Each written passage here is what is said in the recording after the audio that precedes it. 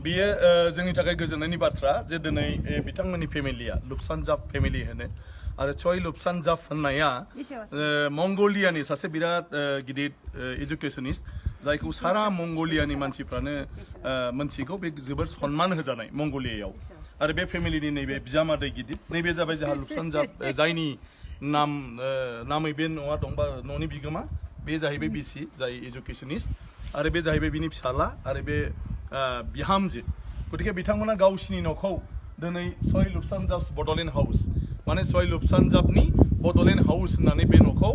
नाम दोनबाय आरो बिथांमोना बिराद मोजां मोनदों जे मंगोलिय मानसि हिसाबै जोंखौ बड'लेण्डनि मानसि बेवहाय फैनाय आरो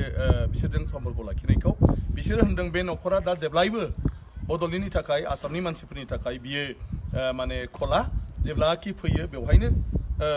थानो हागोन आरो जिखिनि सहाय नांगौ बेखौ बिथांमोनहा खालामगोन गतिके बड'लेण्डआ गावसिनि न' होननानै बेखौ साननानै लानो हाबाय होनदों आरो बड'लेण्ड नामाव बिसोरो बे न'खौ उसुर्गा होबाय बे हिसाबै बिथांमोना दिनै टाइम बर्ड लिरनानै